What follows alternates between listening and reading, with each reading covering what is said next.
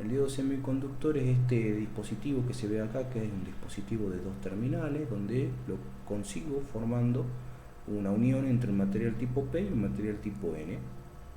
Este es el caso sin polarización, eso quiere decir que yo acá en los costados agregué una conexión metálica donde tengo unos bornes, que en este caso los bornes están abiertos, o sea, no hay ninguna diferencia potencial entre ellos, es 0 voltios. Y lo que sucede es que cuando yo genero esta unión, esta juntura, hay una recombinación de los portadores que están próximos a la unión, bien, y lo que sucede es que al haber recombinación de portadores, eh, empieza a haber carencia de ellos, bien, y empiezan a que formarse una región donde al haber carencia de ellos predominan los átomos, ya sean aceptores o donadores, y esta región se llama región de empobrecimiento, región de agotamiento, donde estos iones forman una barrera, y acá si se fijan, bueno, lejos de esa barrera van quedando los átomos, los portadores mayoritarios, que serían los mayoritarios en el N son las cargas, los portadores minoritarios, que serían los huecos o vacantes, los átomos dadores, y de este lado del tipo P están los portadores mayoritarios, que son todos estos signos más, están los portadores minoritarios, que son los signos menos, y los átomos aceptores, que son estos círculos con signo menos. Entonces lo que sucede es que al haber, no hay una preferencia acá de sentido de circulación de cargas, porque por ejemplo de las cargas N, si vamos a hablar de las cargas N al principio empiezan a cruzar hacia el lado izquierdo, y también las cargas del P, que son los minoritarios, también cruzan a la parte derecha, que serían del P al N, y lo mismo pasa con los huecos, y eso es totalmente estadístico, digamos, no hay una dirección preferida, aparte el circuito este está abierto. Entonces esto ocurre hasta que se termina de agotar acá la cantidad de cargas y queda la región de agotamiento. Entonces, netamente no hay un sentido de circulación de corriente, por eso acá figura corriente de diodo en 0 mA. ¿Por qué? Porque no hay una corriente establecida. Entonces, en el caso de no haber polarización, no hay una circulación de corriente neta, por lo tanto la corriente es 0 mA en este caso. El símbolo del diodo aparece acá abajo con el material tipo P en este lado izquierdo y el material tipo N en el lado derecho. El lado izquierdo es el ánodo y el lado derecho es el cátodo, y en este caso se toma como digamos potencial positivo al ánodo y negativo al cátodo, y hay 0 voltios en este caso sin polarización, y la corriente que circula por el diodo es 0 mA. El caso que sigue de estudio es de polarización inversa, donde vamos a conectar una fuente de tensión continua con una tensión V sub D entre bornes, y vamos a conectar el borne positivo al material tipo N y el borne negativo al material tipo P. Lo que sucede es que el borne positivo va a digamos, lo que hace es atraer estos portadores mayoritarios. Lo mismo hace este borne negativo, atrae mucho a las vacantes, a los huecos, y presionan también a los iones. Si se fijan acá, este borne positivo hace una presión entre comillas, digamos, con estos iones positivos, y este borne negativo con estos iones negativos. Lo que produce es que aumente la región de empobrecimiento, bien, y se obstruya el paso de portadores mayoritarios, que serían del caso N, hacia el lado P, bien, y al haber una obstrucción de ese estilo no hay circulación de portadores mayoritarios, y hay una circulación de portadores minoritarios debido a que quedan, digamos, en esta región, están atrapados, y los portadores minoritarios generalmente la circulación de ellos no cambia debido a que su conducción está determinada por el dopado que se hizo, y van a recombinarse, por ejemplo, del material tipo P serían cargas que van a recombinarse hacia las vacantes del material tipo N, o si lo queremos ver viceversa, digamos, las vacantes del tipo N van a pasar a la parte izquierda a recombinarse con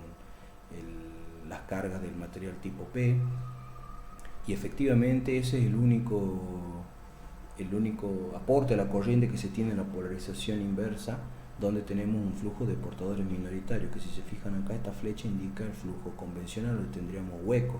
Si lo miramos bien, tenemos huecos, serían los portadores minoritarios en el N, que como dije, quedan dentro de esta región. Hay afuera también, acá ven una cruz, pero también quedan acá en la región, y esos se recombinan acá pasando a combinarse con los portadores minoritarios del P, o sea, es minoritario a minoritario, hueco del N a la carga del P, o viceversa. Si lo vemos de la carga, tendría que ser en el sentido contrario.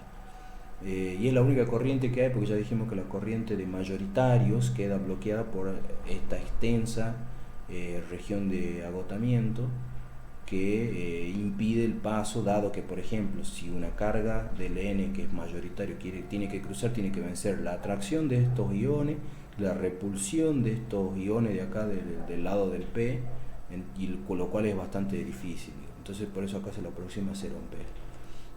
Acá lo que se tiene es la polaridad negativa o inversa, como se le colocó acá, polarizando el positivo en el cátodo y el negativo en el ánodo. La corriente de saturación inversa circula de derecha a izquierda, y acá tiene la polarización también en el material, con el material P al borde negativo, el material N al borde positivo.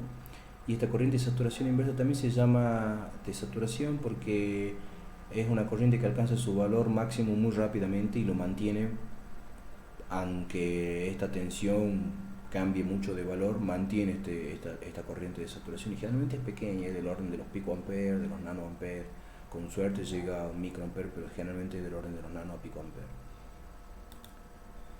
Cuando hay polarización directa, es el último caso de estudio. La polarización directa se consigue conectando el borde positivo al material tipo P y el borde negativo de la fuente al material tipo N.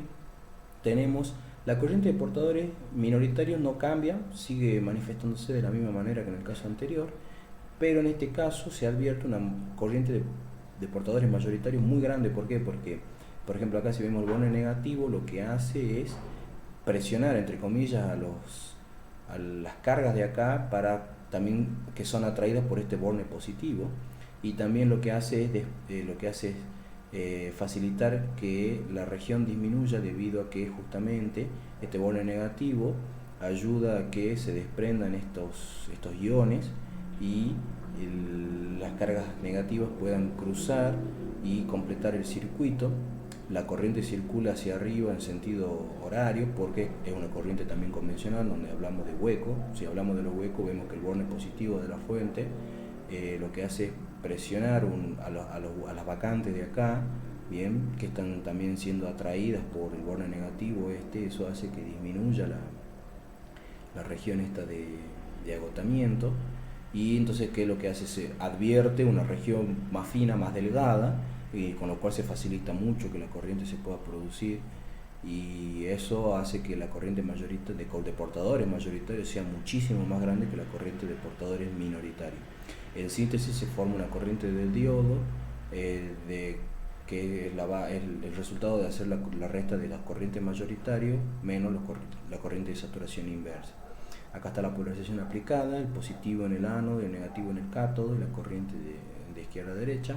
El material tipo P al borde positivo de la fuente y el material tipo N al borde negativo de la fuente. Si se fijan, acá tienen el gráfico de este comportamiento, donde se puede apreciar que tenemos el centro acá, el origen, que sería el 0, tenemos la tensión en el eje horizontal y la corriente en el eje vertical. La tensión esta es la tensión de la fuente que se está aplicando al diodo, y esta es la corriente que circula por el circuito del diodo, que está compuesto simplemente por la juntura PN, que sería el material PN, y que ya sería para nuestro caso el diodo semiconductor, y la fuente de alimentación. Entonces tenemos que cuando la tensión es 0, tenemos corriente 0. Ese es el caso sin polarización. Cuando polarizamos en inversa, lo que tenemos es una corriente que se establece muy rápido. Si se fijan acá, hay una línea punteada y una línea celeste. Vamos a hablar de las dos, pero vamos a ver la celeste en este caso. La línea celeste sería la que indica que la corriente se establece muy rápido. Si se fijan acá, rápidamente toma un valor y lo mantiene a medida que la tensión inversa crece. Acá, si se fijan, puede tomar valores grandes como menos 10 voltios, menos 20 voltios, y la corriente se mantiene muy constante. Esto está bastante idealizado, digamos, pero bueno, la idea que les tiene que quedar es que la corriente no cambia mucho ni que se establece muy rápido, y es muy pequeña. Si se fijan acá, este es del orden de 50 pico amperes. Y si nos vamos para la polarización directa, vemos que cuando empieza a crecer la polarización, hay un despegue de la curva celeste del eje horizontal. Primero empieza pegada y después se despega y empieza a crecer, y crece muy rápido, crece exponencialmente. Con poco avance de la tensión crece muy rápido la corriente, y si se fijan acá, la corriente toma valores que están en miliamperes. Entonces hay que ver que desde el eje horizontal para arriba la corriente está en miliamperes, y desde el eje horizontal para abajo la corriente está en picoamperes. Y para la derecha las tensiones, si se fijan acá, no llegan ni al voltio para el análisis y hacia la izquierda las tensiones son del orden de 10 a la 1. Lo que sucede es esto, que la corriente se dispara una vez que yo logro superar la región de agotamiento. Si se fijaron, estaba compuesta por iones aceptores y iones donadores, que tienen cargas positivas y negativas. Cada uno son iones negativos y positivos. Eso forma una tensión umbral, que es lo que hay que superar, que lo superó con la fuente. Una vez que la fuente de alimentación supera esa tensión umbral, la corriente se ve sumamente facilitada y empieza a crecer exponencialmente. En cuanto más aumente la tensión, más corriente voy a tener. La curva que se ve acá punteada es una curva que se puede apreciar acá a la izquierda, ¿sí? Que si se fijan es analítica. Es una ecuación que se llama ecuación de Shockley.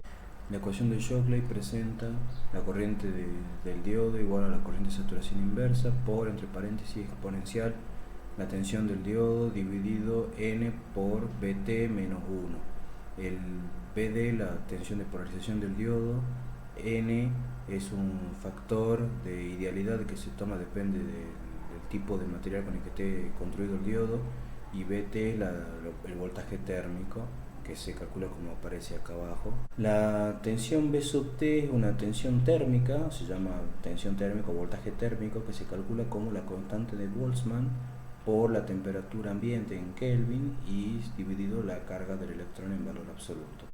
Esta corriente de diodo, que es la ecuación de Shockley, si hacemos la distributiva acá, el IS por el exponencial y el IS menos 1, nos queda así.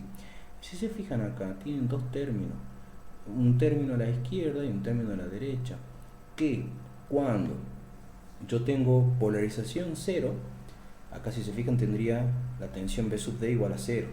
Eso me haría todo el exponente 0, y E a la 0 vale 1.